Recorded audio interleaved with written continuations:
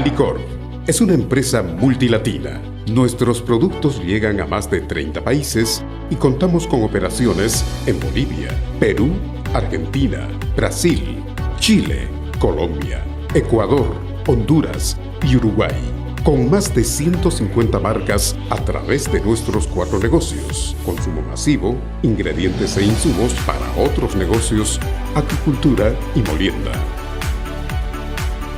Contribuimos al desarrollo profesional de más de 7.000 colaboradores de manera directa y a más de 35.000 de manera indirecta.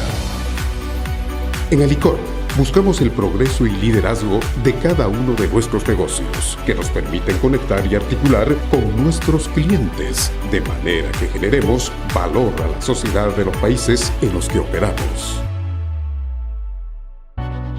En Bolivia, somos una empresa agroindustrial líder en el mercado. Compramos la producción de grano de soya y de girasol de nuestros agricultores.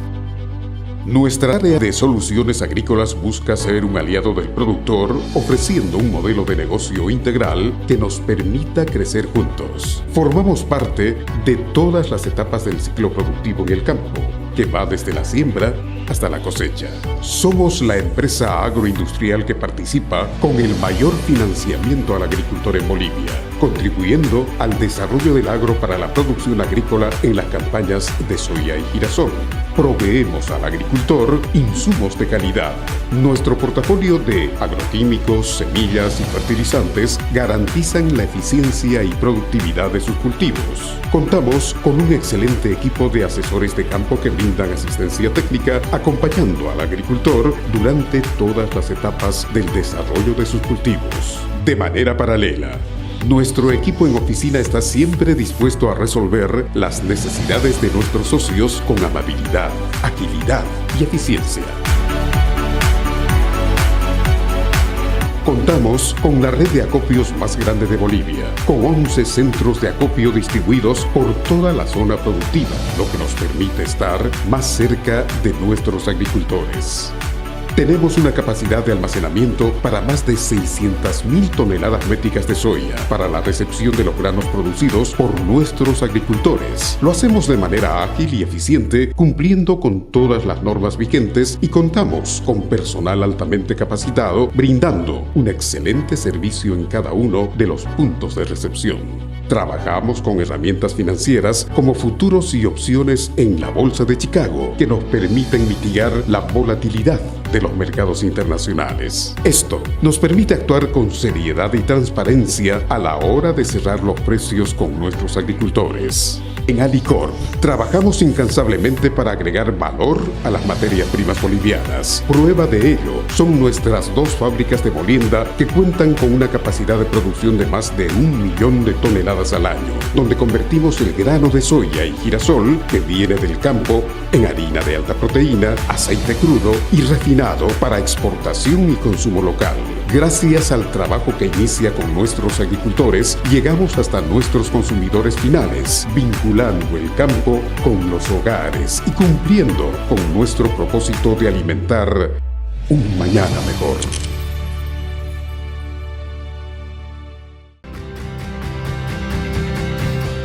El área de soluciones agrícolas de Alicorp tiene el firme compromiso de brindar servicios diferenciados y velar por la productividad de los cultivos de sus agricultores.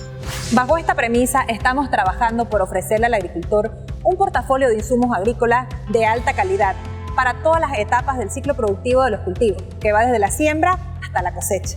Trabajamos con productos fitosanitarios, fertilizantes y semillas, con líneas de importación directa y marcas reconocidas a nivel mundial. En lo que respecta a productos fitosanitarios, nosotros contamos con una gama de herbicidas, insecticidas, fungicidas, tratamiento de semillas y adherentes. Dentro de nuestra gama de herbicidas, tenemos el glifosato de alta concentración granulado al 88.8%, con nombre comercial Whiteout. Por el lado de insecticidas contamos con Flying, que es una mezcla de un neonicotinoide y piretroide. Entre las variedades de fungicidas que comercializamos está el Prosoy Trio como preventivo, curativo y erradicante de enfermedades, que son 3 grupos de triazoles en un solo producto. Por el lado de tratamiento de semillas, tenemos el Bellator Max, que es un fungicida e insecticida que protege la germinación y desarrollo inicial, asegurando una emergencia rápida y uniforme en sus cultivos. Y dentro de los adherentes tenemos el BOM, que es un coadyuvante con gran poder surfactante. Trabajamos con las líneas de Tecnomil, Rainbow, Sinochem, Bayer, BAF y Semapro, entre otras, que garantizan la eficiencia y productividad de los cultivos. Por la parte de semillas, producimos y comercializamos variedades de calidad premium que nuestros agricultores requieren. Tenemos acuerdos de licencias de genética de las variedades de Munasca, Zenwest, Zafiro, TMG y Negrita. En el marco de nuestro programa de semillas, trabajamos con cooperadores que producen en alianza con Alicor, por lo que acompañamos la cadena de producción desde la siembra hasta la entrega de semillas al agricultor, con tecnología y equipos de última generación, todo bajo los estándares del INIAF. Nuestros agricultores tienen garantizada una semilla de alta calidad y almacenaje en cámaras frías, que conservan su germinación y vigor. Por parte de los fertilizantes, trabajamos con los foliares de la línea de Compass Minerals, empresa líder en nutrición vegetal. Contamos con fertilizantes foliares para soya y girasol. Estamos lanzando el producto Energy para la etapa vegetativa del cultivo de soya, con alto porcentaje de fósforo vía foliar. También contamos con productos para la etapa de llenado de vaina, como el Proaqua Maduración, y para la etapa de floración, el Profol Productividad, que proporciona una nutrición completa en un solo producto. Por el lado de los fertilizantes de base, contamos con las marcas de Equilibra, Yara y Compass Minerals. Todos estos son fertilizantes de eficiencia mejorada, con tecnologías innovadoras y diferenciadas. Los esperamos, contáctenos.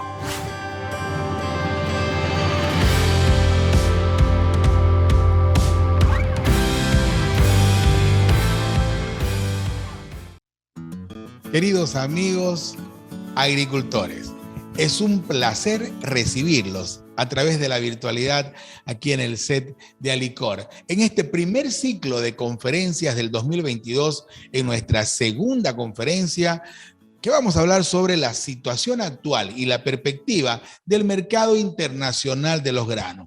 Realmente nosotros muy complacidos porque todos los agricultores a lo largo y ancho de nuestro departamento y de diferentes zonas del país estaban esperando ya esta charla que ha sido muy ansiada por todos nosotros para escuchar a don Antonio Ochoa hablar sobre el tema de los granos. Vamos a invitar esta noche a Diego Moreno, director de Molienda, para que les dé la bienvenida a todos ustedes y podamos arrancar esta noche. Diego, ¿cómo estás? Muy buenas noches, Pablo. Todo bien por acá, gracias a Dios, cuidándonos, sanos. ¿Cómo andan?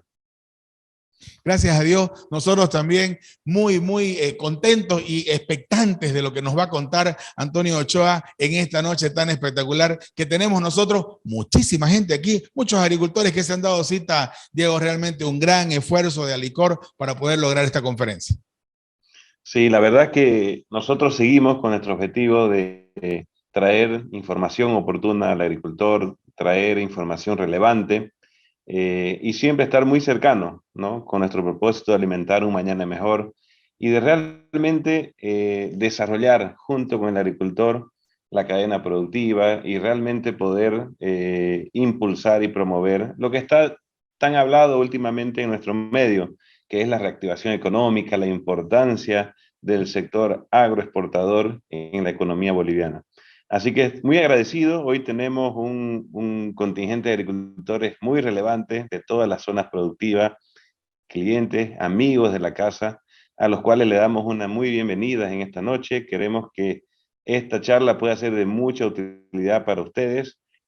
Ahí lo tenemos a Antonio Ochoa, que ya es de la casa, es nuestro amigo, nuestro parcero, que realmente tiene una tarea difícil hoy, que va a ser contarnos un poco qué se viene y la perspectiva del mercado agrícola. La buena noticia que es un mercado que ha venido al alza, que ha venido subiendo, y eso nos motiva a todos como sector productivo, pero con la difícil tarea de ver qué esperamos hacia el futuro. Creo que va a ser una charla muy entretenida, muy dinámica, que estamos todos muy ansiosos en el sector, en la cadena productiva nacional, pero creo que más allá del chiste de que no sabemos qué va a ocurrir, creo que es una información súper relevante, sobre todo para toma de decisiones. Nosotros como agricultores, cadena productiva, tenemos que saber los riesgos que asumimos y también, de cierta manera, tratar de mitigarlos. Así que los dejo contigo, Antonio, y con Pablo, porque esta noche va a ser una charla súper entretenida y creo que muy relevante para el sector y para el agro cruceño.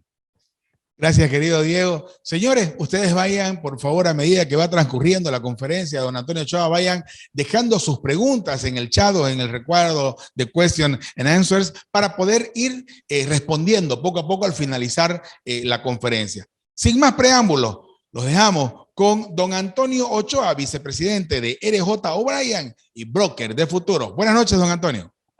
Muy buenas noches. Un verdadero placer saludarles. Yo honestamente siento un privilegio especial, obviamente, que ya regresar a la tortura de platicar conmigo es para gente valiente. Les respeto el ánimo, obviamente. Un saludo para Diego, para todo el equipo Alicorp. Esta idea de estar constantemente en comunicación con los clientes Alicorp, los productores, es algo fenomenal. Entonces espero poder traerles algo de información y tal vez sembrarle alguna semillita alrededor de cosas que tengan que ver con planeación y un poco de estrategia, especialmente ahora que se vienen tiempos de mucho interés. Son grandes tiempos para el campo en el mundo y hay que saber aprovechar oportunidades. Así es de que traigo buenas noticias, pero retos grandes. Y en esta ocasión, pues les voy a pedir un poquito de paciencia. Así es de que arranco en cuanto me digas. Por favor, el set de Alicorp es completamente suyo. Por favor, estamos atentos a escucharlo. Qué amable, muchas gracias. Espero que la pantalla se esté viendo, ahí me van diciendo. Espero tener también la forma de recorrer esta información rápidamente y tal vez estar contrapunteando algunas ideas si es que sucede así con el tema de la agenda. Obviamente ya se sabe, en esta lámina está en inglés con letras pequeñitas y es el descargo de responsabilidad. Así es de que más que nunca ahora esta presentación se va a autodestruir en cuanto la termine. Y esto simplemente para traer a colación cosas de hoy. Y esto es de hoy.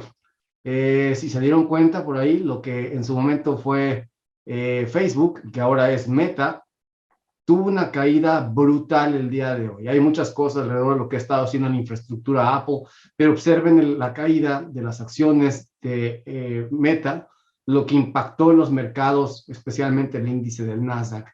Este es el tipo de mercado que tenemos. Hace unos meses todo era a la alza. Hace unos meses todo era vibrante, hace unos meses no te tenía absolutamente nada, ni siquiera las noticias que traían realidades económicas negativas, ni siquiera eso te detenía. El día de hoy las cosas han cambiado. Entonces, de alguna forma, utilizo esta metáfora como proxy para lo que vamos a seguir trabajando y lo que vamos a seguir comentando. Te puedes imaginar entonces que si tengo que llegar a la charla en este momento, tengo que llegar a tocar tierra corriendo, y si ya tengo tu atención, ahora yo requiero de ti tu paciencia, y tenme paciencia porque tal vez voy a cambiar el espíritu de las charlas, si has estado en algunas conmigo en el pasado, donde traigo mucho más imagen que contenido gráfico o puntos de interés en términos de análisis. Me voy a concentrar más para tratar de explicar algunos puntos que son muy, muy especiales en un tiempo de mucha coyuntura, donde no tenemos cosas que se parezcan en nada a lo que hemos vivido en el pasado. Así es de que tengo tu atención, requiero tu paciencia, y arrancamos con esto que dijo el día de hoy la FAO. Entonces, básicamente lo que dicen es que el índice de precios de los aceites en el mundo ha crecido un 4.2% mes a mes. Esto agrega a lo que ha venido sucediendo en el pasado. Y en esta agenda, obviamente, los incrementos en los precios de los aceites no nada más están relacionados a fundamentales de oferta y demanda, en donde hayas tenido faltantes climáticos, en alguna esencia para ser llenados apropiados de semilla, o necesidades extraordinarias de demanda. Aquí la realidad es que lo que realmente está meciendo a la cuna, la mano que mece a la cuna, es esta agenda verde que se está multiplicando en diferentes lugares del mundo, pero en esta ocasión toca en Estados Unidos, y con una profundidad que es, yo creo que, inusual, porque no lo hemos entendido a la luz de lo que realmente representa. Ahora, esta agenda verde tiene muchos pros y muchos contras. En el contra te puedes imaginar que se está quemando alimento.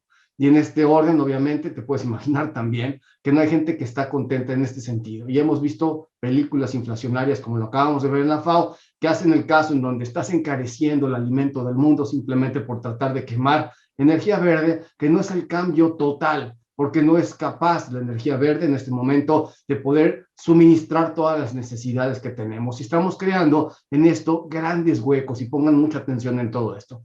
La agenda verde norteamericana tiene mucho tema político atrás. Como tú sabes, el día de hoy el presidente Biden, que básicamente comanda las riendas de la nación en Estados Unidos, pues propuso y dispuso de mucho apoyo de todos los demócratas que son parte de su partido, pero que tienen esta zona de agenda verde. Entonces, estos reformadores verdes, si lo quieres ver así, necesitan estar adheridos a un programa para que el señor Biden no pierda, si me permites la expresión, el patrocinio o el buen gusto o la compañía del que va pues dándoles el apoyo de los votos. Entonces, estamos en una zona muy complicada en Estados Unidos porque la presión inflacionaria y el abandono de la política energética del lado de los hidrocarburos está creando una fricción, y el partido contrario, los republicanos, están tomando nota. Este es un año electoral en Estados Unidos. Hay muchas cosas que se van a dirimir, y este tema de la inflación y las problemáticas económicas van a tener un choque, y mucho se va a estar hablando sobre esta agenda verde. Así es de que el día de hoy estaremos quemando mucho aceite. Pero ¿qué tanto aceite? Y esta es la idea de lo que quiero platicar contigo. Tenme paciencia con los números. Si quieres que los repasemos, los vamos a repasar. Pero pon un horizonte a 10 años.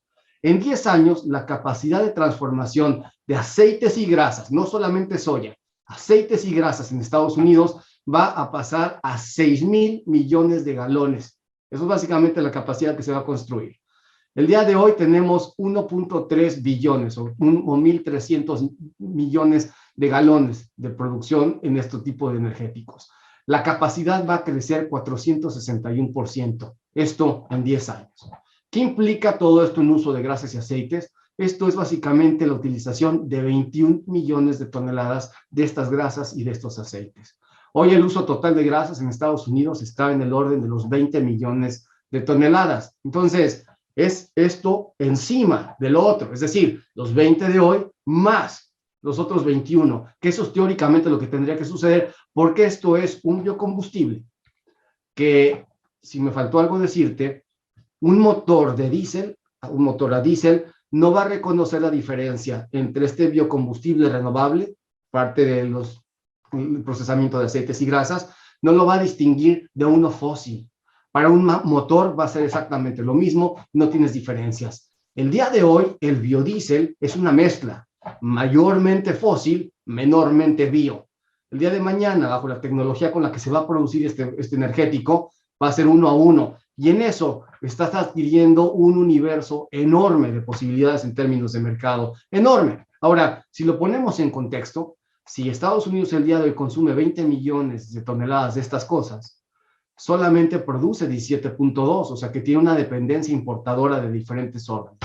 Hay muchas cosas que pensar, y una de las que tenemos que saber es esta, como le pongo ahí, biorenolución, como lo está haciendo en este momento Estados Unidos. La pregunta es, ¿de dónde va a sacar tanto aceite y tanta grasa? Vamos a extrapolar escenarios. Insisto, no todo va a ser aceite de soya, pero vamos a poner un proxy nada más para ponerte una escala de comparación. Para hacer 21 millones de toneladas de aceite de soya, necesitas básicamente 110 millones de toneladas de soya, de semilla, para hacer estas 21 millones de toneladas de aceite como tal, si todo fuera soya. Hoy Estados Unidos muele 60 millones de toneladas, un poquito más, un poquito menos, depende de cómo lo acomodes. Entonces, estarías, entre comillas, pensando o asumiendo, simplemente en una extrapolación lineal, que Estados Unidos debería de estar moliendo 170,000 toneladas de soya al año. Y eso es molienda. A esto le tendrías que agregar después, obviamente, la etiqueta de los inventarios y la producción. ¿En dónde va a ser capaz de producir esto Estados Unidos? Sería la primera pregunta. La segunda pregunta tiene que ver con el orden de dónde podría venir la ayuda.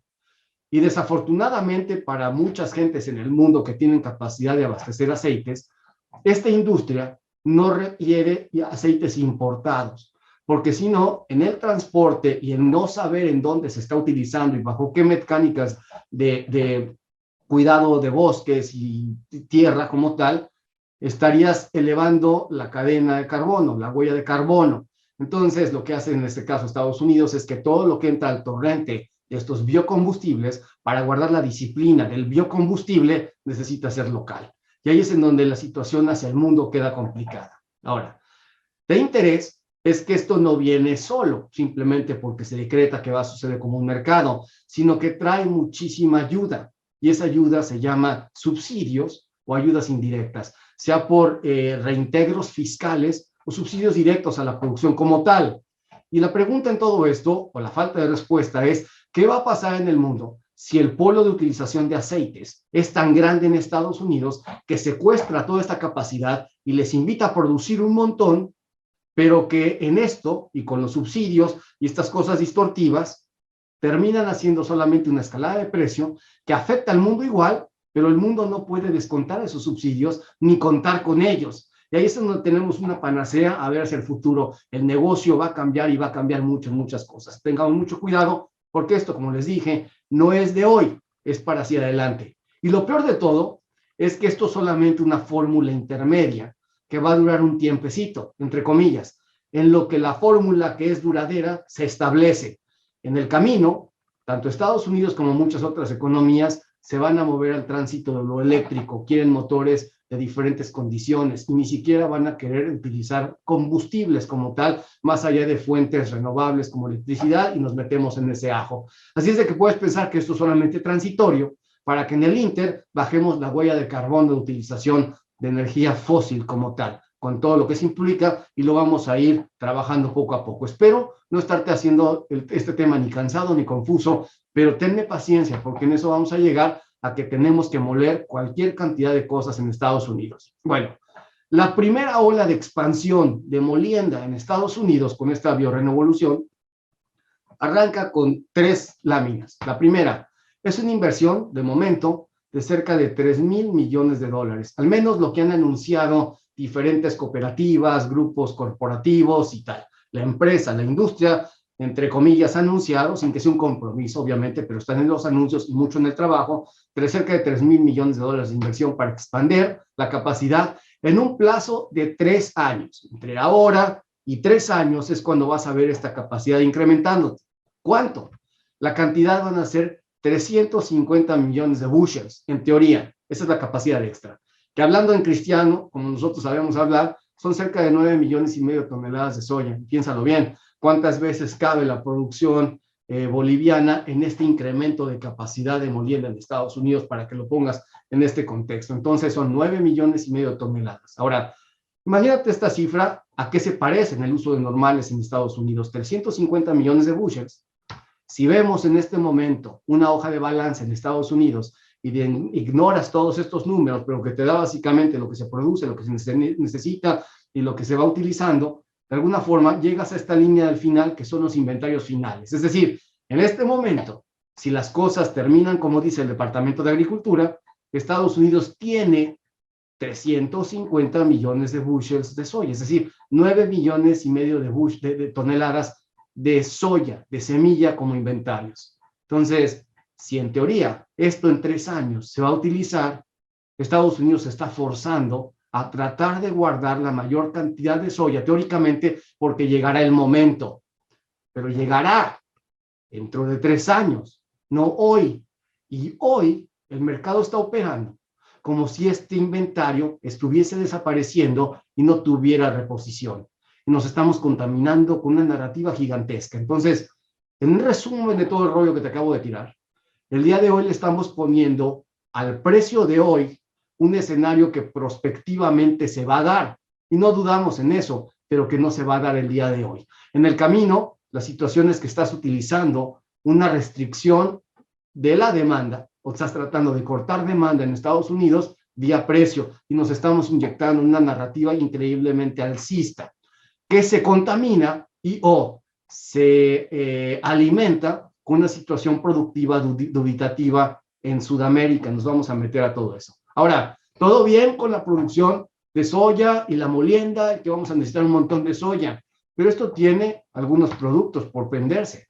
Entonces, si tú haces este incremento en producción, la pregunta es después, ¿qué va a estar haciendo Estados Unidos con un incremento de producción de 7 millones de toneladas de harina? ¿A dónde va a meter toda esa harina? ¿Quién se la va a comprar? Porque la industria cárnica, la industria de procesamiento y alimentos no tienen capacidad de expandirse en 3 años a esa magnitud. Simplemente no hay consumo, no hay forma. Y eso tendrá que ir a invadir otros mercados. Al invadir otros mercados, obligará a que alguien se tenga que sustraer de esos mercados. Y te puedes imaginar que uno de los presuntos posibles secuestrados en este sentido va a ser la industria de molienda en Argentina. Entonces, si desatas un abasto brutal de harina al mundo desde Estados Unidos, que golpea la rentabilidad en Argentina, hará que de alguna forma la prima, las bases y los precios de harina de Argentina empiecen a colapsarse, que también contaminan a Brasil, y que de alguna manera la menor capacidad de retorno de los molinos, porque tienen menos dinero por el lado de la molienda, de la venta de harina, obligue a que paguen menos por la soya. Entonces, es una herramienta de dos filos, si te das cuenta, y habrá que verlo en sus pausas. Y no te quiero espantar antes de tiempo, pero son las situaciones que tenemos que empezar a ver en todo eso, porque siempre hay dos espacios en esta película. Una alcista, que suena muy bien, pero la otra bajista, que no lo es tanto. Ahora tú vas a decir, bueno, pero vas a tener el aceite. De alguna forma vas a tener el aceite. Pero en el mejor de los casos, lo que va a terminar sucediendo con ese aceite es que ese aceite podría transitar tal vez a Estados Unidos a que sea para utilización alimenticia, no de los biocombustibles. Entonces, Estados Unidos va a producir todo su aceite o toda su grasa para que se queme, toda. El resto es la necesidad alimenticia que va a tener que importar, pero no es un vehículo tan sano y tan eficiente. Estas cosas todavía hay que verlas. Y si lo quieres hacer peor, todavía hay que legislar. Hay muchas cosas que el Congreso norteamericano tiene que apoyar e ir con él, porque los subsidios vienen de un presupuesto. Y este presupuesto es parte de lo que hoy se está dirimiendo en la Cámara de las diferentes cámaras en Estados Unidos, en el Congreso norteamericano, con este programa que está proponiendo el presidente Biden de Build Back Better. Y si has estado leyendo los chismes en Estados Unidos, en el detalle, ha tenido muchos problemas hasta con sus propios legisladores para pasar todo el paquete integral, simplemente porque hay un tema social gigantesco, y además porque vienen elecciones, y además porque saben que los están quemando con el tema inflacionario. Vamos a pasar más rápido las cosas. La capacidad extra que se está haciendo en este momento apenas cubre el 8,5% de toda la necesidad de aceite, si fuese todo soya, y no lo es. Entonces, en sentido estricto, si tenemos que concluir, no hay forma de alimentar toda esta industria de acuerdo a cómo se está planteando. Ahora, en la ruta crítica, en el camino, obviamente, te puedes explicar, en el 2021 tendríamos este incremento de capacidad en esta zona. Estamos en el 2022, justo ahí en el 1.3 millones de toneladas, billones de galones que te dije hace un rato. Hacia el 2023 te vas a 1.380, después lo duplicas hacia el 2024 y de ahí en adelante, potencialmente hasta las casi 6 billones de galones. Esto no es tan fácil y no está establecido y tampoco decretado como una situación sencilla. Y si las cosas cambian en el mandato norteamericano, me refiero a que las elecciones terminan con un periodo nada más del presidente Biden, te aseguro que un republicano le va a dar privilegio al tema petrolero. No es que le vaya a quitar todo el patrocinio a estas ideas, pero no lo va a apoyar en esta condición. Ahora, como te dije, no todo es soya. Entonces, esto podría ser un 14%, el tema del aceite de maíz que sale del grano destilado, es decir, que sale todo este tema de hacer etanol, grasas animales que también colaboran, un gran porcentaje y poquito más de la mitad que va a ser soya, sin duda. Traes camelia, traes canola y traes obviamente la grasa de desecho de los restaurantes, que es bastante, el fast food desperdicia mucho. Y respeta todo esto a una agenda verde de diferentes estados. Entonces, date cuenta aquí cómo los estados que están impulsando esta onda de estar metiendo estos biocombustibles son la costa este, por un lado, y obviamente la zona de California. No todos los estados centrales en Estados Unidos están atrás de este vehículo, pero pronto o de alguna forma muchos van a estar. Y es más, estas zonas que están en azul tienen el mandato de no nada más hacer biocombustibles o el biodiesel para el consumo de transporte, sino que lo van a quemar también para hacer la calefacción de hogares en estos tiempos crudos del invierno, que por cierto, yo te saludo con casi medio metro de nieve aquí afuera de casa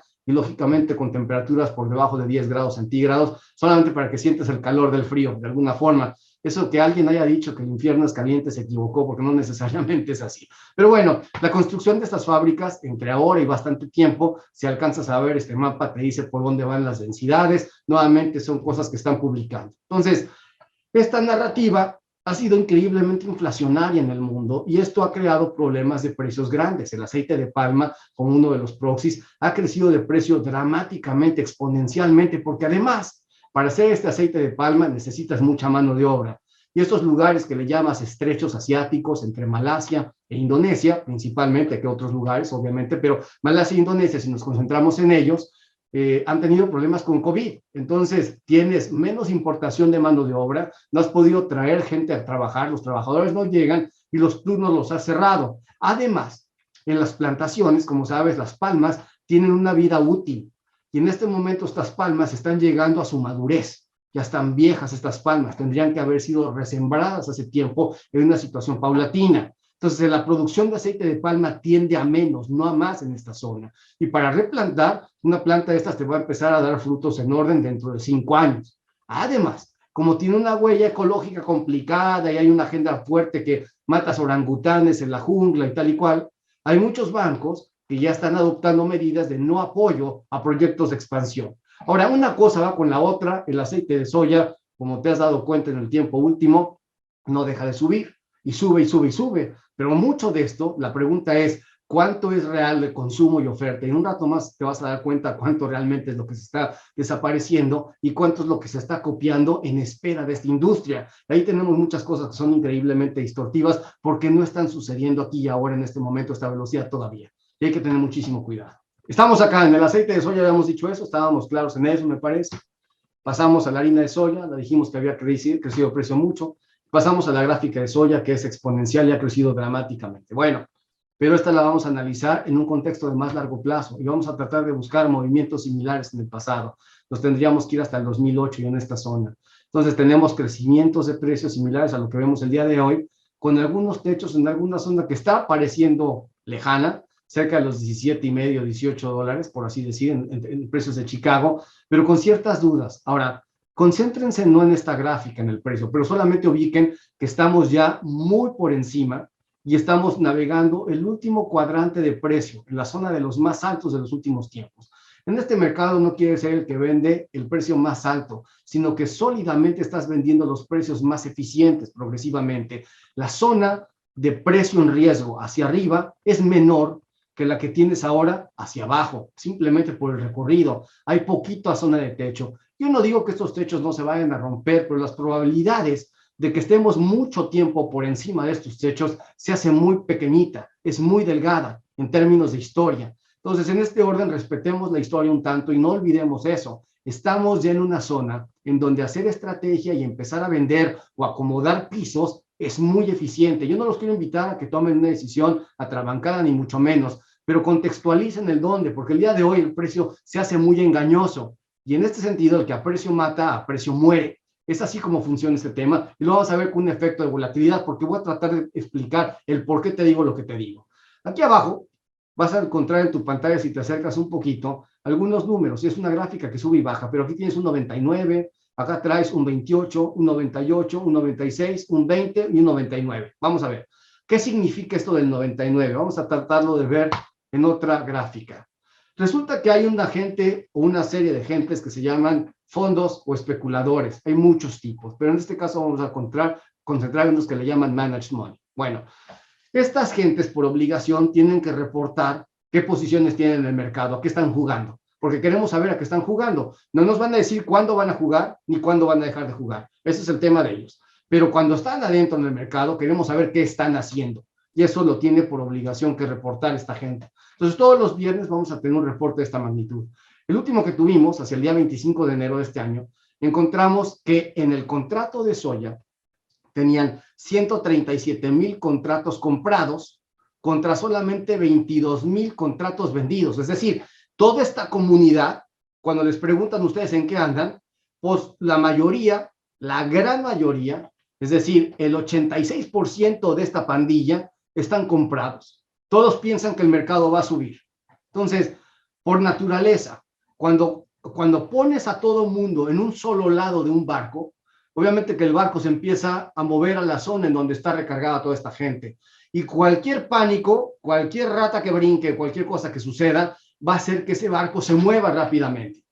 Esto podría generar una explosión en alguna forma de liquidaciones. y esto es lo que podría venir a tumbar el precio en una zona de volatilidad si se siembran suficientemente bien las dudas de cómo seguir el contenido del mercado y del precio hacia adelante. Entonces, no olviden esto, esta gráfica que vimos con el 99 es esta básicamente, lo que te dice en mucha gente y en muchos estudios que el mercado está sobrecomprado, es decir, hay demasiada gente comprada. Ahora, hay que ser honestos con ese término. Un mercado puede estar sobrecomprado o sobrevendido eternamente. No es obligación de que una vez que lo catalogas como sobrecomprado, sobrevendido, que tenga que cambiar. La indicación es que cuando cambie de un lugar a otro va a ser un movimiento fuerte. Mientras más gente acomodas en un solo bando, más fácilmente es que se cae. Entonces, nos estamos acercando muy rápidamente a esta zona de los 90%, en donde la comunidad esta especulativa, el 90% de ellos están concentrados en un solo lugar. Y cuando algo se mueva, van a hacer un movimiento radical al salir, que no tiene nada que ver con fundamentales. Podría no estar lloviendo en ningún lugar del mundo, pero si ellos cambian de opinión, van a generar este tipo de turbulencias. Esta situación me tiene con mucho peligro. Y una cosa más que vimos recientemente, que es otro factor de riesgo muy grande.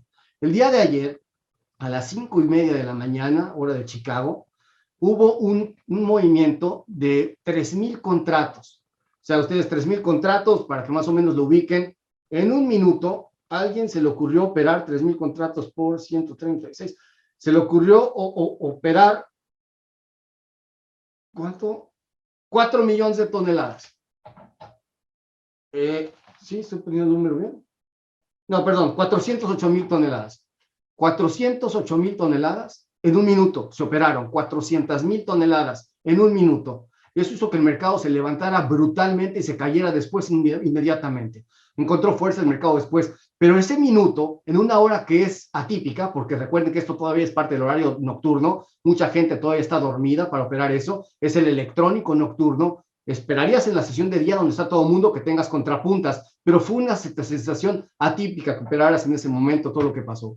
Y lo peor de todo es que mientras este mercado se operó así, creció el precio, pero después al desinflarse el mercado, hizo una cosa que no es normal y que es el andamiaje atrás de la fachada. Es decir, una cosa que vimos fue el precio, pero la construcción de ese precio tiene diferentes estructuras y estos andamios. Una de ellas fue volatilidad. Y esto es algo que los fondos, los especuladores, los algoritmos y estas nuevas tecnologías siguen mucho. La volatilidad pasó de casi 30% a un 25% en un tránsito muy pequeñito. Y esto es increíblemente destructivo para el precio porque genera mucha atracción para reacomodar portafolios. No me quiero poner técnico. Quédate nada más con una idea. El subir a ese nivel, el tronar volatilidad a esta proporción genera muchas dudas sobre si realmente es una situación sólida la que estamos en los precios actuales o tenemos una construcción de un castillo de naipes por encima del nivel en el que estamos. Ahora, como no sabemos cuál es la zona natural entre precio y valor, lo estamos dirimiendo todos los días. Por hoy,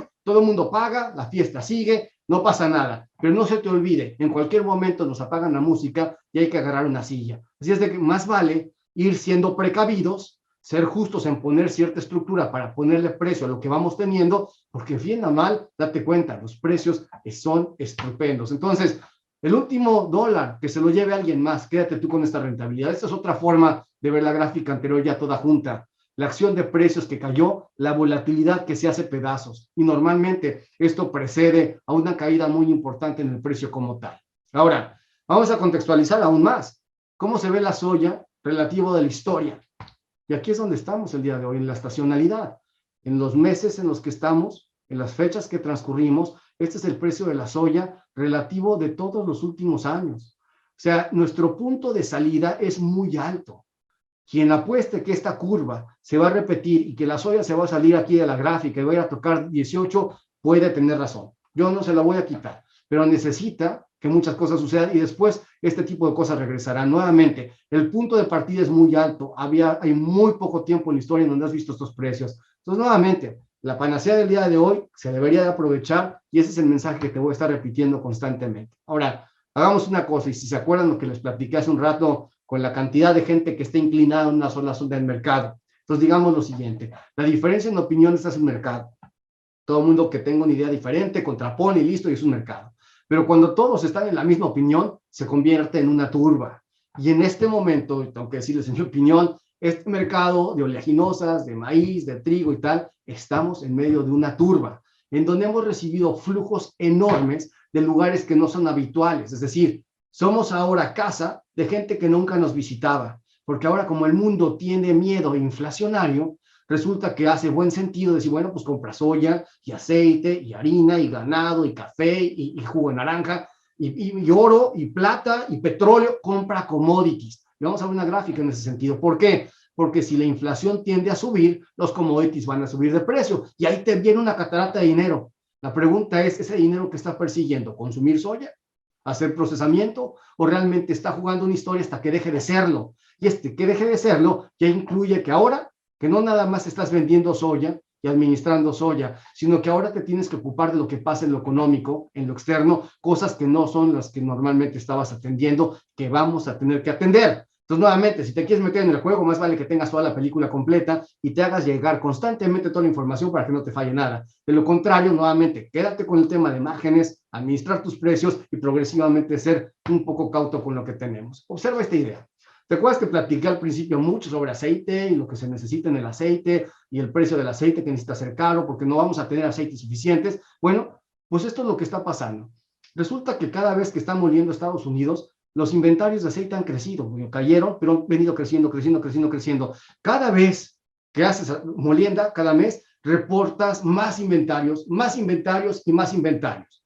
Teóricamente, no hay aceite que alcance. En teoría, deberíamos estar viendo que este aceite estuviese desapareciendo. Las líneas de inventarios tendrían que ser bajistas, es decir, no bajistas, sino caídas, en detrimento de. Y no nada más eso, el aceite construye más y el inverso se agudiza. Entonces, tú imagínate que tú vas a tener que acarrear aceite al precio de hoy en un inverso. Entonces, no hace sentido que tengas un montón de aceite cuando el día de hoy vale más que mañana.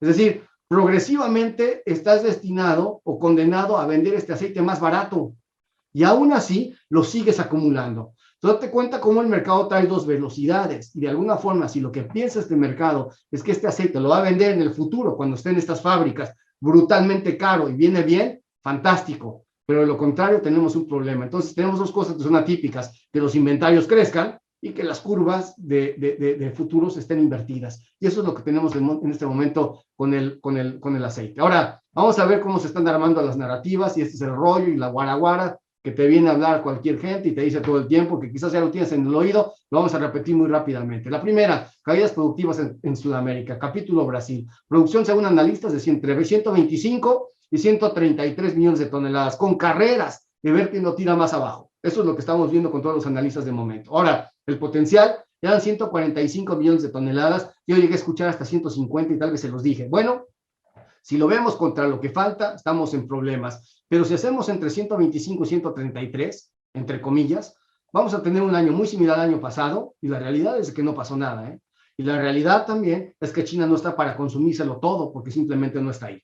Entonces, es suficiente con que tengamos esto. Y el problema es que el día de hoy no sabemos si 125 se van a hacer 120 o si 130 se van a hacer 135. Todavía tenemos alguna zona de dudas. Ahora, luego se habla de que hay congestión en los puertos, de que hay líneas de abasto saturadas, que Brasil no está vendiendo, que no puede embarcar, que cualquier cantidad de cosas. Y la realidad es que ha tenido una diversificación Brasil impresionante con infraestructura. Y esta zona del arco norte ha crecido brutalmente, un 387%. Ya sale por ahí 24 millones de toneladas de los que están exportando. Entonces, dense cuenta, las exportaciones por los puertos tradicionales han crecido un 118%, porque obviamente Brasil exporta cada vez más, pero esta zona del norte ha crecido un 387%, que ya es el 30% de todo lo que está saliendo de Brasil. Entonces, esta congestión de puertos ya no está en congestión de puertos, tienes mucha salida y es eficiente el tema. Ahora, la realidad es que el año pasado terminó exportando a Brasil menos en este periodo de enero a septiembre,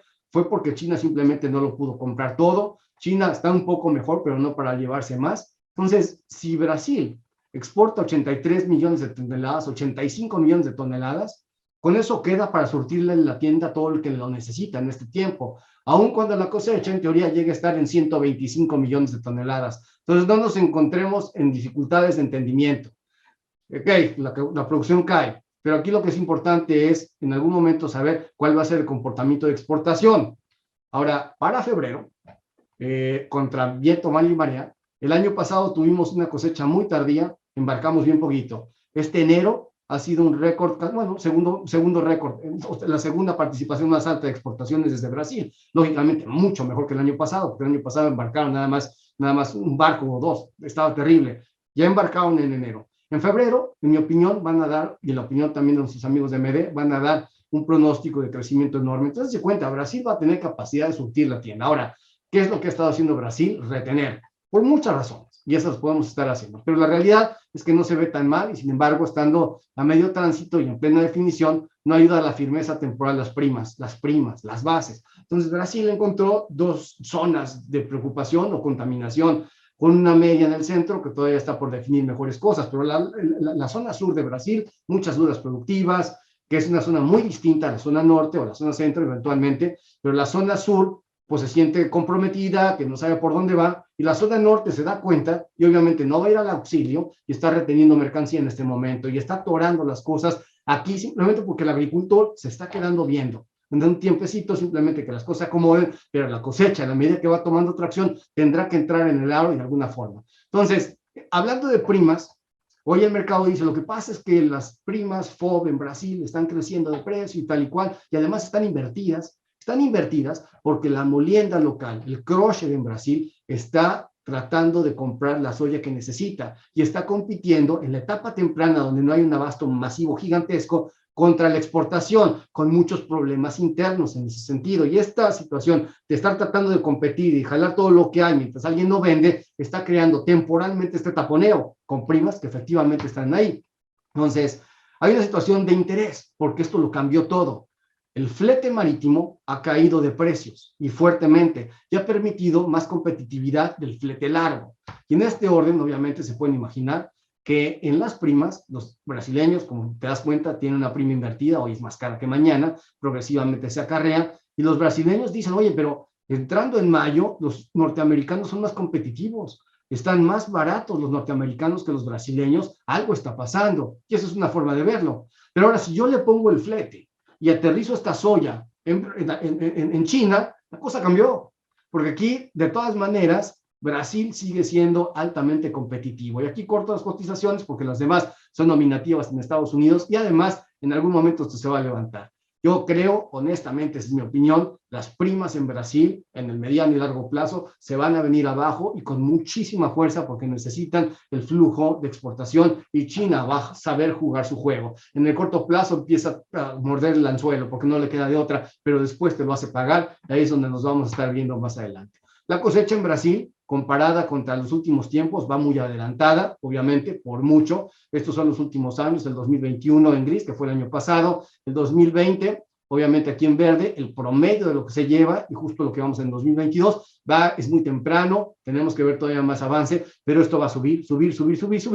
No importa cuánto haya en términos de la producción total, eso lo vamos a descubrir después, pero se va a tener una sensación de abasto en el corto plazo que va a cambiar el orden de cosas. Entonces, en conclusión, la producción brasileña se lastimó respecto a las expectativas, no hay duda. Sin embargo, la historia no es la cantidad de soya producida, es la cantidad de soya a embarcar y eso es lo que importa. Brasil debe estar en capacidad de embarcar 85 millones de toneladas, al menos eso es lo que yo creo. La cifra es robusta, ahora lo que queda es el reto para que China se lo lleve. Y luego entramos con Argentina, si me lo permiten. Y aquí tenemos un drama grande, porque desafortunadamente para nuestros amigos argentinos, la situación interna es muy complicada. El capítulo de Argentina es una producción de que, según los analistas, puede oscilar entre 38 y 43 millones de toneladas. Ahí estamos en este momento, potencial 46, 47, si lo quieres ver así. Ha venido a menos, pero tienes mucha capacidad de salvar las cosas. Si seguimos las condiciones de la soya, las condiciones de los cultivos, obviamente la condición pues no es la mejor que hemos visto en algunos tiempos. La cantidad de humedad ha mejorado en tiempos recientes y hay zonas que todavía pueden ser ayudadas. Desafortunadamente en Argentina no nada más es esto de lo agropecuario, de lo que puede hacer un agricultor o un productor o lo que puede hacer un ingeniero agrícola con la tierra o con el clima. Argentina tiene un problema de política interna muy grande. Hay que estar terminando este tema de las negociaciones con el Fondo Monetario Internacional, hay que estar pagando dinero. Recientemente hicieron una emisión muy grande de dinero para poder pagar este tipo de cosas, las reservas se complican, la renuncia de funcionarios en tiempos críticos es complicada por una agenda política. Por ahí el señor Kirchner renunció a lo que fuese, después lo que tengas que hacer en votación en las cámaras va a tener un cierto grado de disciplina, juegan cosas, no juegan cosas, los mismos que juegan con el presidente se van, es una cantaleta tremenda, simplemente porque en este momento pues no saben cómo acomodarse para no salir quemados, porque la situación es que el barco se está quemando. Entonces, el diferencial cambiario es muy complicado, ustedes lo saben, hay una brecha cambiaria entre el dólar oficial, que tendría que teóricamente devaluarse, y el dólar blue, que queda volando. De alguna manera tú recibes pago en dólar oficial, pero compras cosas con el dólar blue, famoso, y de alguna forma esta brecha, aun cuando en la negociación con el Fondo Monetario Internacional y la capacidad que tengas de ingreso de dinero por mercadería y el tema de la venta de la soya y lo que venga más adelante, en teoría vas a tener suficientes dólares en Argentina, pero mientras tengas el cepo, la situación de la brecha se va a quedar ahí. Seguiremos viendo problemas con el tema de la brecha y esa es una situación de problemas. Ahora, la otra cosa es que la inflación es complicada, rampante. Entonces, si tú vendes la soya, ¿qué haces con los pesos? ¿En dónde los inviertes? ¿Cómo los acomodas? Una inflación que te obliga a hacer consumo inmediato porque cada día tienes menos. Entonces, mejor te quedas con la soya, que en teoría vale dólares, y estás esperando algún momento donde la brecha cambiaria te permita capturar más dólar billete por esta soya. ¿Qué es lo que haces? Te sientas en la soya. Después tienes problemas de la sequía con la Niña. La caída de calado del río Paraná, que no es un tema menor, es una situación re complicada y obviamente esto ustedes saben que afecta para ir para abajo. El flujo de Paraguay muy deteriorado, entonces no nada más es que no llegue, es que además tristemente también es algo muy triste, en Paraguay la producción sí se hizo mal, o sea, ahí están hablando de pérdidas del 50% más lo que se acumule. Muy triste el tema de Paraguay y no ayuda porque Paraguay le manda mucha soya a la zona productora de molienda, al núcleo productor de molienda en Argentina, y que obviamente esto sirve para mejorar la proteína por un lado, pero es otra también una forma de agregar capacidad instalada. El río, para ponérselos aquí en sencillo, aquí es donde estamos con el calado del río en este momento, o sea que es una situación que en los últimos 10 días tienes un calado terriblemente inferior relativo a lo que tenías, y a partir de aquí, si te fijas, la estacionalidad es que tiende a menos, no a más. Si ves los últimos años, el río, en cualquiera de las condiciones, tiende a menos, después compone, pero tendríamos hasta mayo una situación complicada en el río, hasta mayo o más podría seguir con esta situación que es muy complicada con la navegación, y esta es una gráfica donde muestra la ruta, la brecha cambiaria, diferencial entre el oficial y el blue, y esta situación obviamente lo hace complicado. Entonces, conclusión, Argentina representa un reto enorme, la bajante del río es un problema serio, limita el acceso del Paraguay, además que la producción está muy lastimada. El productor espera que la brecha cambiaria se cierre, esto le da más dólar billete, eventualmente si se cierra, y es de más impacto esto que un rally en Chicago, un rally en el precio de la soya, mucho más impacto. De momento, el molino está atravesado, tiene suficiente inventario de momento de harina para vender, cerca de 700,000 toneladas, pero después entre la ineficiencia de la ejecución por el río y la situación donde el farmer se siente encima del producto hasta que vea cómo se puede comercializar, y la situación que te acabo de platicar en lo económico, date cuenta que no es una decisión agroindustrial, sino de contexto de riesgo país, y esta situación es complicada. Ahora, en climas, saben mejor que yo lo que está pasando, de momento bien, algunas lluvias, muchas zonas del sur de Brasil se pueden todavía beneficiar y bastante. El cambio todavía representaría que necesitas más humedad porque es una zona bastante complicada, pero viene algo, la situación es que ya no está tan seco como estuvo y el gradiente de temperaturas también ha bajado. Ya no tienes una situación térmica tan complicada y además no tienes estos calores abrumadores que tuviste por un tiempo complicado. Así es de, digamos que poquito se ha suavizado el tema climático. Yo no soy climatólogo, hay gente mucho más experta, así es que yo lo veo de manera lírica. Lo que veo es que los colores en los mapas me indican tal vez un poquito mejor de cosas, aunque haga falta. Y que haga falta, si caen estas lluvias, en muchos lugares se van a beneficiar. Hay en Mato Grosso, en la zafra actual, un 22% de grano que todavía está en zona de llenado en este lugar. Entonces, todavía podrías tener algún beneficio para tener al menos estabilización de los cultivos, dejémoslo simplemente en eso. Y después tenemos que entrar a Estados Unidos, el otro polo productor. Entonces, el debate eterno en Estados Unidos ahora es lo que va a pasar con siembro maíz o siembro soya, que el agricultor aquí donde ve, hace dinero con soya, hace dinero con maíz, ¿qué sembramos? ¿Qué se necesita? Y ahí va a tener que salir a dirimir cómo van las cosas, pero hace muy buena plata con las dos. La relación entre ambos obviamente te dice que de momento la soya está muy cara o el maíz está muy barato. Esa es la relación que tenemos. Teóricamente el empate o la zona neutral sería un 2,5% la relación. De momento está por debajo, entonces te dice la soya o está muy cara la soya o el maíz está muy barato. Entonces yo no te voy a decir que la soya está cara, pero vamos a ver si está barato el maíz. Entonces, esta es la producción de etanol en Estados Unidos. y de alguna forma es que la producción de estas son los inventarios de etanol. Esto es lo que importa, la cantidad de etanol que se está quedando cada vez que haces fabricación de etanol. Entonces mueles maíz y empezabas a estar justo, la demanda bien, y de repente mueles la misma cantidad, incrementas la molienda de maíz y te quedas cada vez con más y más y más etanol. Estuvimos por mucho tiempo en una zona crítica de inventarios, apenas pellizcando los 19 días equivalentes de utilización de etanol. Esto ha cambiado en 3 o 4 semanas, estamos pellizcando ahora los 30 días. Es una situación muy higiénica. Si quitas este pico de acá, es muchísimo etanol, tienes que bajar el ritmo de molienda de etanol. Lógicamente que no se vende etanol en Estados Unidos como etanol, lo que vendes es gasolina. El etanol va dentro de una gasolina, 10%, en el mejor de los casos 15%, pero 10% de manera generalizada. El consumo de gasolina está cayendo. ¿Por qué? El precio del petróleo y la gasolina es brutalmente caro. Es muy caro. De alguna forma, ya pasó el verano norteamericano y aquí estamos en una zona que empezamos a tener restricciones de utilización de energéticos. Está carísimo llenar tu tanque de gasolina. De alguna forma, si no tienes altos consumos de gasolina, no implica altos consumos de etanol. Ahora, con todo esto que le pasó a los márgenes de etanol, fantásticos márgenes, noviembre, diciembre, enero era una algarabía total. Ahorita estamos hechos pedazos con los márgenes de etanol, simplemente las cosas no están ahí. Entonces, veamos qué es lo que sigue sucediendo hacia adelante, pero esto no está divertido, los márgenes ya están en zona negativa. Nuevamente, o racionalizas la utilización, o básicamente la producción de etanol, y esto al racionalizarlo va a dejar sobrantes de maíz, y eventualmente esto es uno de los pilares de la construcción de un escenario alcista en el maíz. Y si no tienes la producción en orden, cuídate de eso, porque te queda la otra que es la básica. Y no vamos a hablar de producción animal, más que en un ratito de refilón, pero la otra son exportaciones, y en este momento Estados Unidos, la primera es que el paquete de exportaciones incluía 26 millones de toneladas de exportación de maíz a China. El agregado del Departamento de Agricultura en China dijo que la exportación realmente va a estar más en 20 millones de toneladas. Entonces, de tajazo, y esta gente está pensando que China, y hace todo el sentido, no va a importar estas 26, que solamente van a ser 20. Y como ejemplo, el día de hoy se cancelaron 200 y tantas mil toneladas de maíz. Es una cifra grandotota la que canceló China el día de hoy. Es de que un poquito en el efecto estábamos diciendo, oye, China no ha comprado, es que va a venir, va a venir. Estábamos con este cuento de Pedro y el lobo. Bueno, pues no ha llegado y la situación es que está cancelando maíz. Nuevamente, si no exporto ese maíz, si no lo quemo en etanol, lo que va a terminar sucediendo es que se lo tienen que comer las vacas. Y la pregunta es, ¿y los cerdos?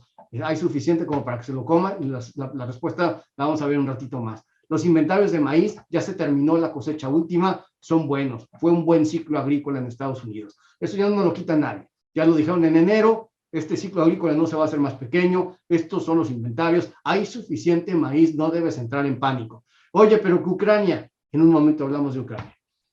La exportación ahora de soya, ese es el otro vehículo. ¿Cómo estás exportando soya en Estados Unidos? Pues vamos a un 74% de todo lo que tendríamos que haber tenido comprometido. El año pasado ya estamos hasta la altura del juego, 94%, y esta línea te habla de lo que está haciendo China. Entonces, China necesita todavía hacer la tarea. Oye, pero es que China está buscando comprar embarques en Estados Unidos. Más vale que lo haga, porque hay parte de esta venta que necesita ser parte de eso. Entonces, nuevamente, si me vienen con algunas noticias que vienen a destiempo y si no encuentro el contexto, empiezo a agregar en zonas en donde nuevamente sigo agregando algunos naipes en el castillo y tengamos mucho cuidado con todo eso. La molienda, ahora la molienda en Estados Unidos es así, va a todo galope, impresionante. Hicimos récord histórico. Estamos moliendo soya en Estados Unidos a capacidad. Si tú estás moliendo soya a capacidad, la pregunta es, ¿realmente tienes escasez de soya en este momento? Entonces, cuando tienes el programa de exportación deprimido, tienes capacidad de poder estar haciendo esta molienda. Los márgenes han caído en los últimos tiempos en la molienda. No está sencillo el margen de molienda, pero de momento tienes mucha de esta capacidad. Y si lo vemos, simplemente cómo se molió en el mes de diciembre, pues ha sido una molienda brutalmente alta, perdón. Ahora, en este orden, acuérdate, ya vimos la curva de acumulación de aceites hace un rato. Mucho aceite, producto de mucha molienda, y además la soya trae un rendimiento muy alto de aceites. ¿Cómo están los inventarios en Estados Unidos? Lo vimos hace un ratito cuando te dije que había 350 millones de bushels, 9 millones y medio de toneladas. Ahí está gráficamente. Nos caímos como piano, obviamente, y después nos estamos recuperando. Nuevamente, ¿Estados Unidos está mal? No, no está mal. Ahora, está esperando que venga Sudamérica y en el paso de esta feta, que Sudamérica llega con bastante alivio.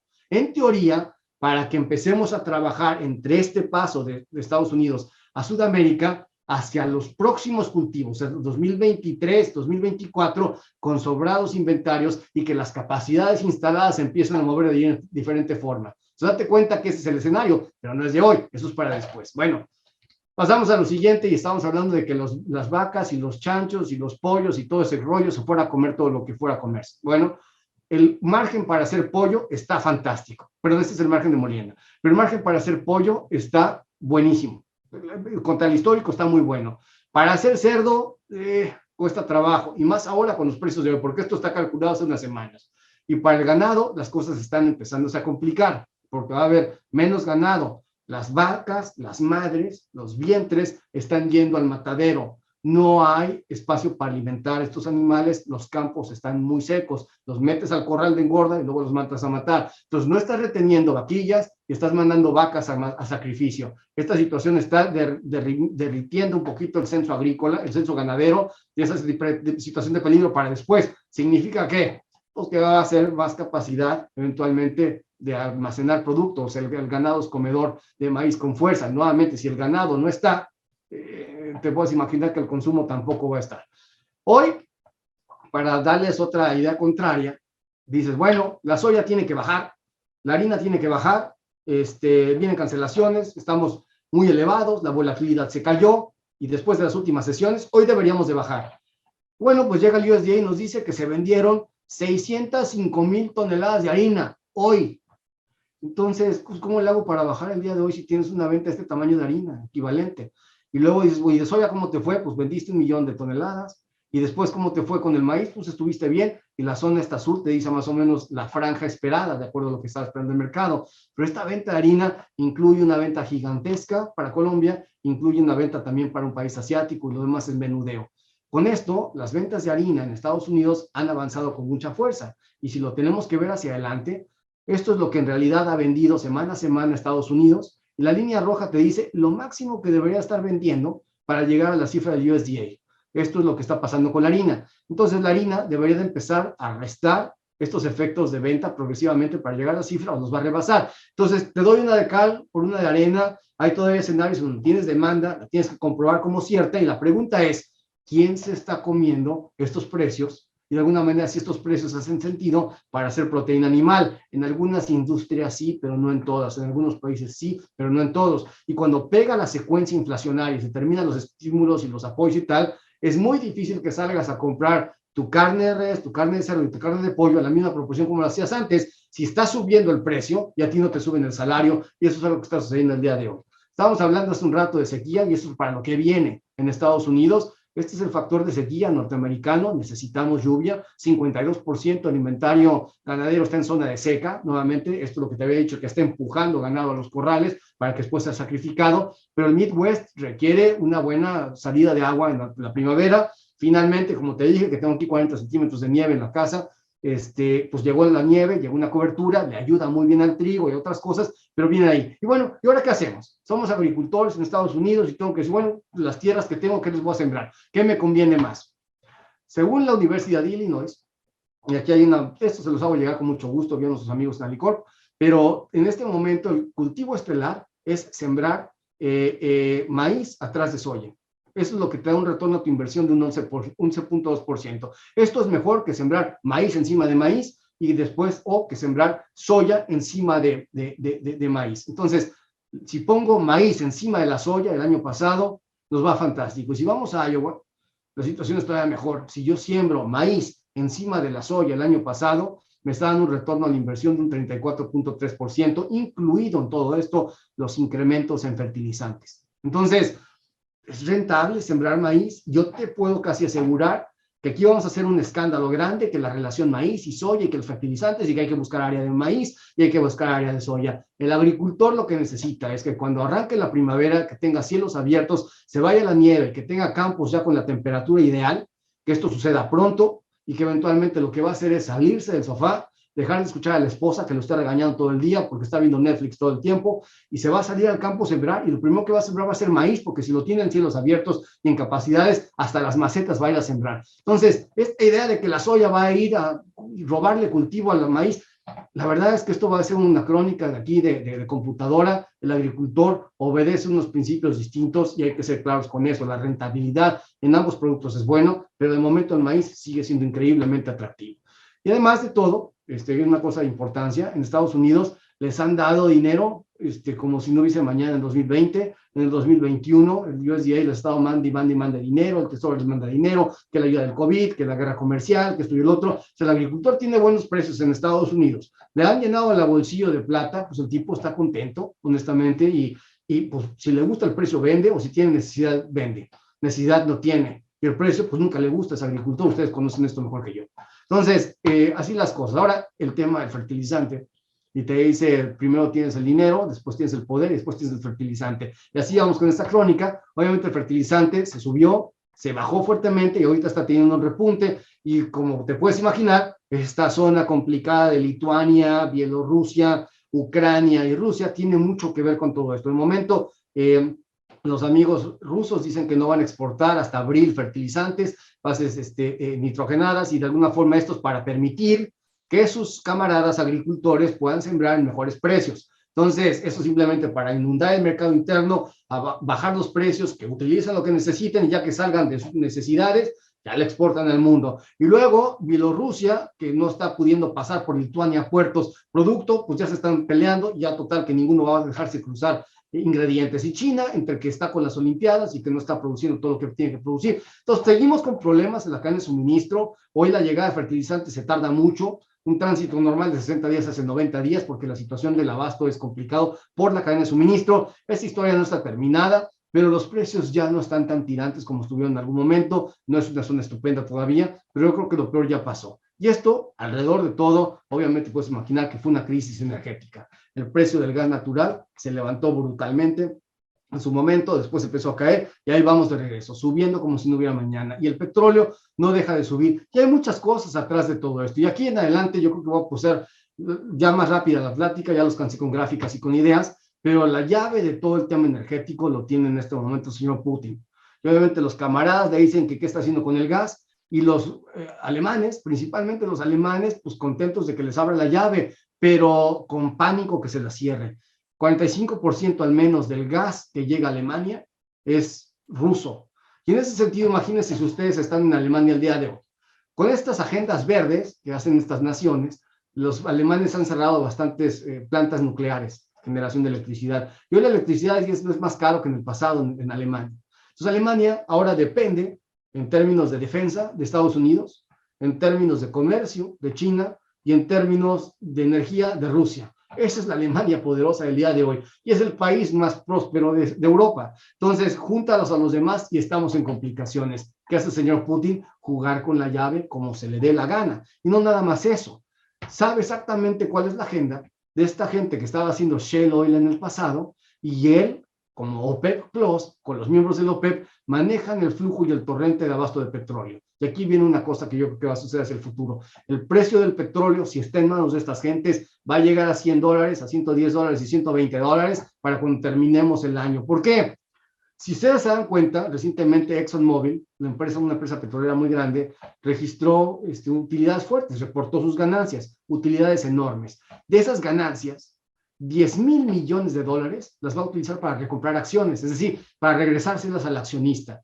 Y en este momento lo que no están haciendo las empresas privadas fuera de estos bloques de petrodependencia, no están invirtiendo más en el área de petróleo, porque tampoco la administración pública se los permite ni los quiere dejar hacer. Les castigan porque son contaminantes, no les financian proyectos, no les rentan tierras federales para poder hacer explotación y les cierran oleoductos, gasoductos y tal y cual. Entonces, el día de hoy estas industrias no pueden responder a una crisis de necesidad. Como estas empresas no pueden hacerlo, te puedes imaginar que el juego está en OPEP Plus, que se junta hoy y dice, bueno, 400,000 barriles de petróleo a partir de marzo, les damos chance. Pero también te dicen, el problema del petróleo es un problema que está armando Occidente por el tema de la tensión en la zona del Mar Negro. Entonces, No es que el petróleo en fundamentales el día de hoy esté mal acomodado, le estás poniendo un precio caro en caso de que algo deje de surtirse, y ahí es donde las cosas no van compaginándose. Es una situación complicada. Obviamente, en el tablero de control, y esta es una fotografía de una junta estratégica, el señor Putin con su gente importante, pues está ubicando a Rusia, está ubicando a Ucrania, y obviamente está ubicando las bases que tiene la OTAN en los países bálticos, que de alguna forma pues son una amenaza para ellos. Y esto es lo que está tratando de impedir. Está tratando de hacer que esta zona fronteriza se recorra para que no estén en peligro. Y está tratando de influir también para que deje la OTAN de ser agresiva en la expansión y que nunca inviten a los rusos, perdón, a los ucranianos a la mesa. Entonces está el señor Putin y está el presidente ucraniano. Y entonces este presidente ucraniano, como se puede imaginar, pues no es un experto en la política. Este señor era en sus buenos tiempos comediante, si lo quieres ver así. Entonces, su liderazgo para mucha gente vieja, de la vieja guardia, pues no es el más fuerte. Y además, como está más pro-occidente, no le gusta la agenda que trae y el señor Putin está haciendo todo lo necesario para desestabilizarlo. El señor Murayev podría ser mucho más eficiente y tal vez esto termina, entre comillas, en sacudir al presidente y eventualmente poner a alguien que sea más amigable a señor Putin, contra muchos otros recursos, porque podría esta zona del Donbass terminar siendo una zona que se denomine un país nuevo. Esta es una zona de tierra de nadie. Administrativamente, esta frontera este de Ucrania, occidente de Rusia, esta zona fronteriza entre estos países, es una zona de tierra de nadie. Administrativamente es de Ucrania, pero está hecho de colonias y de gente que es prorrusa, se siente más rusa que ucraniana, son separatistas internos, y Rusia los quiere traer a bordo, pero con eso tendría que ser un pedazo de invasión. Rusia no va a invadir Ucrania para querérsela anexar. Eso no va a suceder jamás. Le saldría absolutamente caro y sería increíblemente ineficiente. Rusia aprendió la lección en Chechenia. No lo va a hacer acá. Pero nada ya te quita del medio que algún tema violento secuestre puertos, limite abasto, y esto le va a pegar a una cosa que te va a interesar tal vez, al girasol.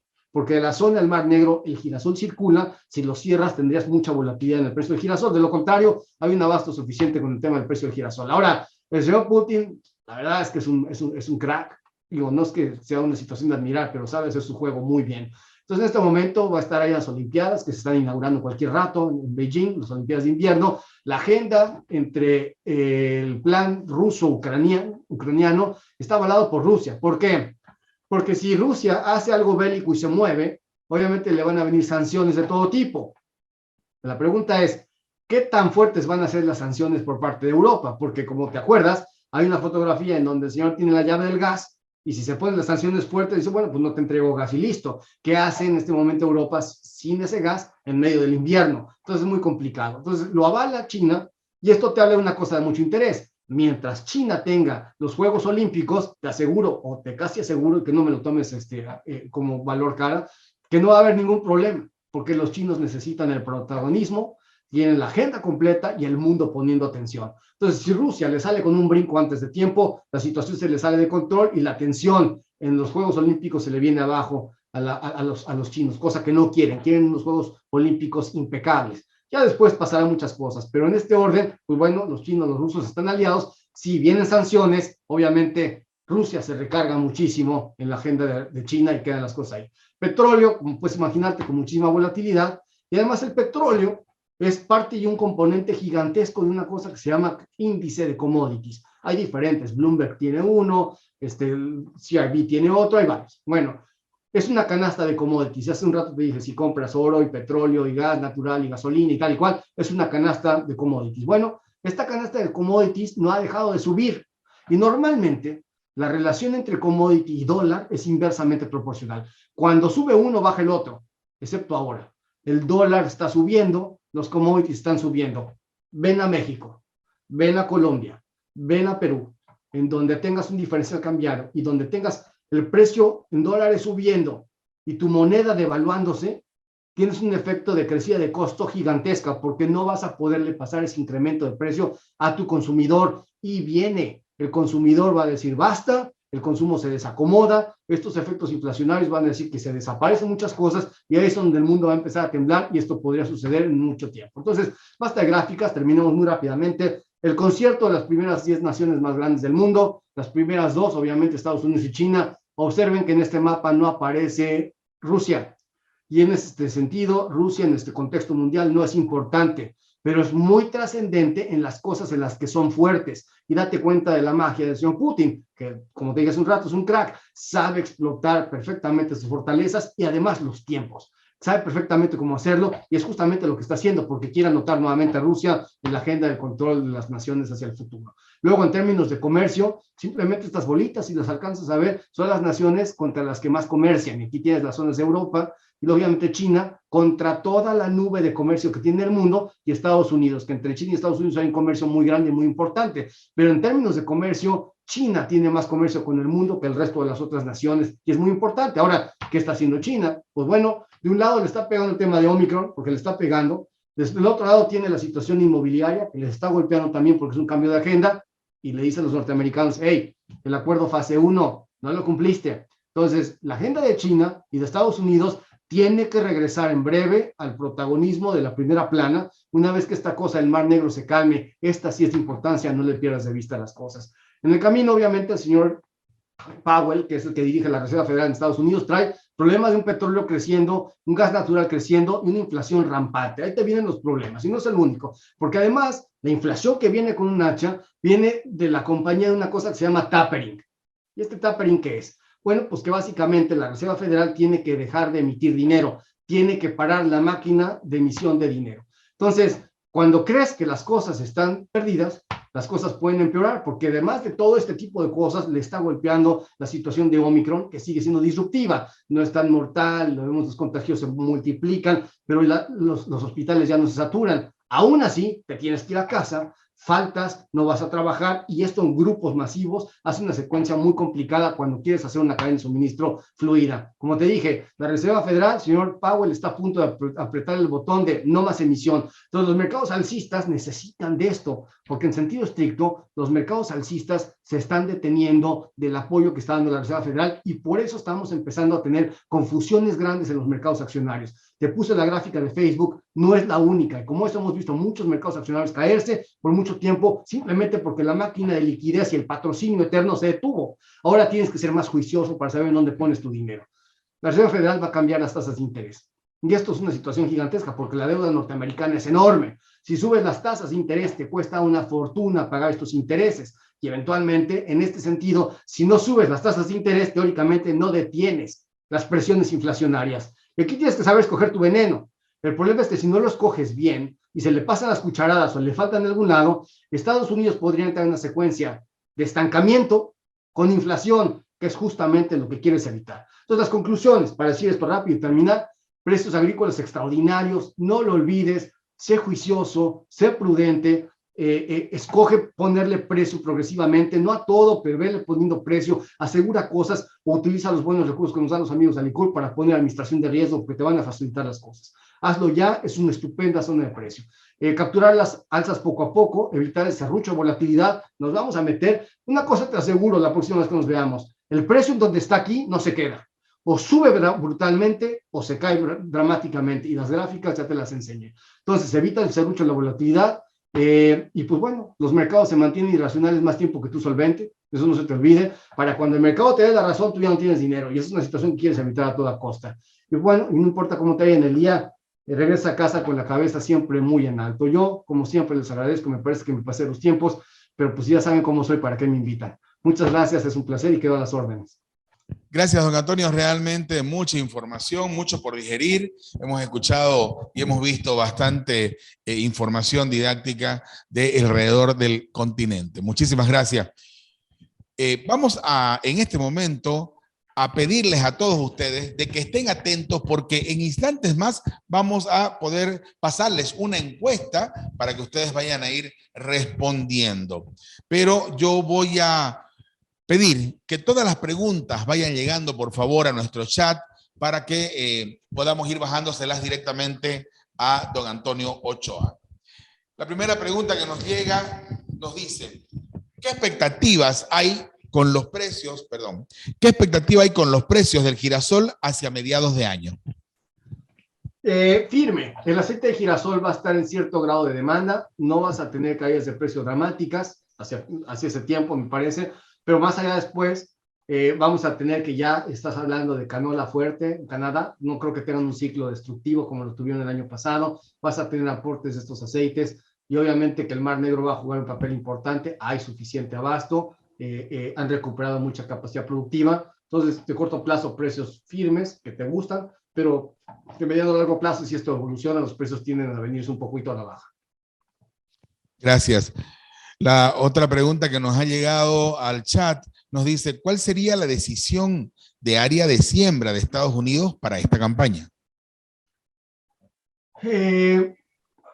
A ver, la idea es que atrás de toda esta agenda bioenergética, el mercado intente justificar sembrar más soya que maíz. Y eso es lo que va a intentar decirse constantemente. Entonces el maíz tiene que reaccionar en precio para poder alcanzar el tema. No es necesaria esta situación aquí y ahora, a menos de que los peores escenarios productivos de Sudamérica se colapsen más. Entonces, si eso es una realidad, entonces sí vamos a tener que obligar a que Estados Unidos siembre más soya. Ahí es donde vamos a tener un disparo parabólico del precio para que eso se justifique. Ahora, la respuesta del agricultor en Estados Unidos no sé qué tan fácil va a ser en esa flexibilidad, porque mucho de lo que ya tiene hecho ya está hecho. Es decir, en el otoño ya prefertilizó muchos campos que ya no van a poder aceptar soya, por lógicas razones, y de la otra forma ya tiene insumos comprados o ya tiene la semilla palabrada y no es fácil el tránsito. Entonces, yo no creo que tengas un avance brutal de la soya relativo de maíz en área, simplemente porque, nuevamente, una buena primavera, sale, siembras maíz, estás en paz con eso, no le robas mucha área y quedas así. Y al final de cuentas, y usted lo sabe mejor que yo, importa el área, obviamente, pero lo que más importa es el rendimiento por hectárea. Y en ese sentido, si tienes buen clima, mucha compensación productiva puedes hacer en área que tengas buen clima, a reserva que tengas mucha área y mal clima. Entonces, mucho en juego, pero el debate va a ser más de computadora y de hablada que lo que realmente va a ser ejecución. El agricultor norteamericano obedece más al instinto o a la instrucción de lo que le dicen las universidades, los centros de extensión, salen con la formulita, van, la aplican, no se han equivocado, no se la van a jugar y en este momento pues tienen rentabilidad con cualquiera de las dos cosas. Gracias. Muchos agricultores realmente de diferentes zonas, muchos amigos que han estado pendientes de principio a fin en toda la disertación magistral que hemos tenido esta noche. La pregunta que tenemos nos dice, ¿cómo pudiera haberse afectado el precio si en marzo el FED decide subir las tasas de interés? El tema es ¿qué tanto va a subir las tasas? ¿Y cuántas veces después de eso? Porque hay mucha gente que habla de que la Fed va a subir un medio punto la tasa de interés en un solo golpe, en una sola exhibición. El precio va a tener obviamente muchos impactos porque va a ser el intento de frenar el avance económico. Al tratar de frenar el avance económico, obviamente tratas de abatir inflación y eso intenta que los precios se tengan que detener. Entonces, al ser restrictivo, la idea es decir, intentará taponear la crecida de precios. Ahora, los fundamentales de los precios en términos agrícolas y pecuarios son distintos, pero la presión está. Y de alguna forma van a hacer todo lo posible para tratar de abatir inflación. Y como les enseñé en las gráficas al principio, un crecimiento de casi 5% mes a mes en el precio de los aceites no es divertido, y menos así lo que ha estado pasando con hasta 30% los cárnicos. Entonces, los productos commodities, en teoría alimenticios, y muchos otros, pero los alimenticios tendrían que entrar en una zona de tranquilidad. ¿Y qué es lo que pasaría también? Si empiezas a ver esto, tal vez creas un éxodo de este mercado nuestro, de todos estos agentes de inversión que se están refugiando, comprando commodities para defenderse de inflación. Si la inflación va a estar siendo golpeteada con incrementos en las tasas, tal vez esta necesidad de tener estos flujos aquí no es necesario y ves una salida de flujos de inversión ahí. Perfecto. Vamos a continuar, por favor, unas preguntas más para ir cerrando esta noche realmente con mucha información. Nos pregunta un agricultor, ¿cuál sería una estrategia inteligente para fijar precios de esta campaña? ¿Vender escalonado? Pregunta.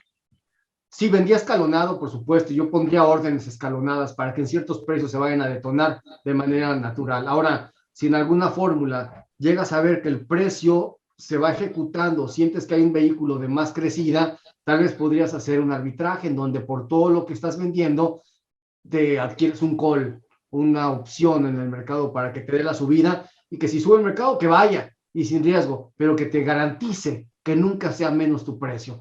Entonces, sí haría una escalera. La sabiduría honestamente está en el promedio, pero una escalera me parece eficiente, especialmente en esta zona. Ahora, también pondría una zona de alerta, en donde ya no quiero que el precio me siga perforando, porque después se va a terminar sucediendo que tienes una caída importante y para recuperarla ya no suena tan bien. Pero una escalera me parece muy bien.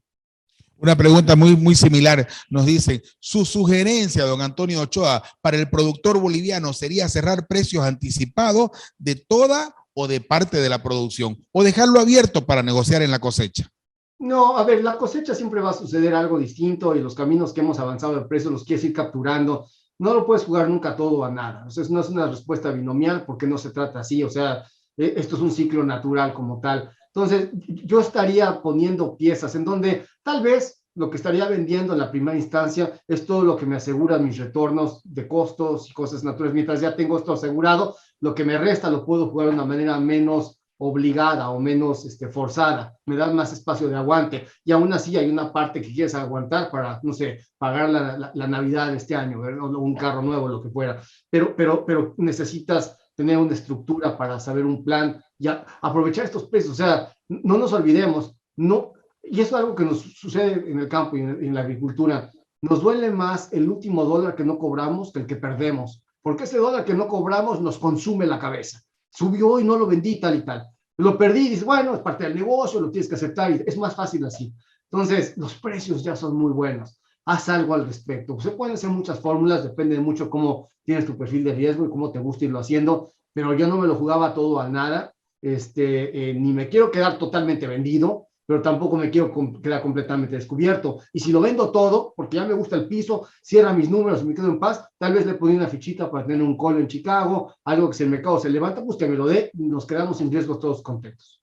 Espectacular. Ahí están las palabras, señoras y señores, de una persona que hace tiempo que nos viene enseñando prácticamente de cómo poder movernos nosotros en el tema del mercado. La última pregunta, por favor, don Antonio Ochoa, nos dicen una consulta. Ante el riesgo disruptivo del precio elevado, ¿qué mecanismo financiero se puede utilizar para asegurar algún margen? Bueno, hay varias formas, pero vamos a ver. El precio va a subir, le tienes fe, no vendas nada, pero compras puts o put spreads y pones tus pisos de alguna forma con eso. Y entonces depositas un dinero y te quedas en paz con que sabes que si el mercado se viene abajo, tienes un seguro de precios que te protege por completo. Si el mercado se levanta, te van a pagar lo que valga cuando necesites entregarlo. Se acabó el tema y no tienes problemas. Ese sería uno. O la otra es que lo vendas, que el precio ya lo captures y eventualmente el jugo lo saques a partir de aquí con alguna de estas herramientas, como lo dije hace un rato, el tema de los calls. Creo que he repetido un poquito estas tres preguntas en la misma fórmula, pero básicamente te diría, es la forma más aproximada de poderlo sacar, hacer un buen promedio en este sentido y quedarte en paz. Recuerda que si te acuerdas de una gráfica que pusimos, ya estamos en la zona histórica de una gráfica mensual de años que va hasta 10 años atrás, en el cuadrante más alto de lo que ha costado la soya o valido la soya en estos tiempos. Entonces, no significa que no vaya a valer más y que este año se salga de contexto. Ya es una buena zona de precio. Hay que ser claros. Ahora, al futuro, hacia el futuro, si me preguntas a mí, me gustaría utilizar alguna estructura de puts para el cultivo del año que viene. Ya no nada más es esto, porque esto me permite tener un goce de lo que ya estamos teniendo en viento de cola desde hoy y que no me obligue a tener un precio ya fijado, simplemente una estructura de put que me tiene un piso establecido y ya tengo un pie en el próximo ciclo de alguna manera con una aseguranza de precio en una muy buena zona de salida.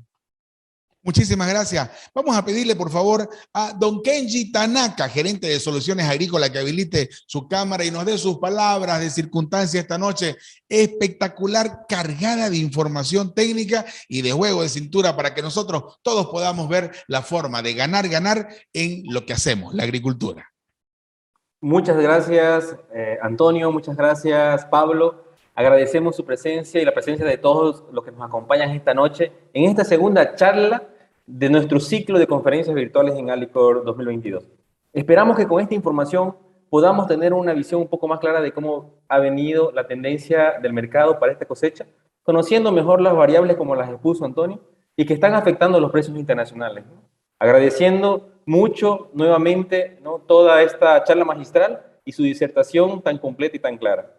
Comentarles que el equipo comercial de Soluciones Agrícolas está disponible para atenderlos por si ustedes tienen algunas consultas adicionales sobre la charla de mercado, ¿no? Y también podrán encontrarnos en el Parque Industrial, ¿no? En la Manzana 9, así como también ver temas relacionados de la compra de granos, principalmente conocer un poco más de los otros servicios que tenemos, como el financiamiento agrícola, la venta de insumos, la asistencia en campo y las soluciones para el agricultor. Es muy importante también mencionarles que los invitamos a nuestra siguiente charla el próximo jueves 10 de febrero a las 7 p.m., donde hablaremos de la perspectiva climática para la cosecha de verano y siembra del invierno 2022.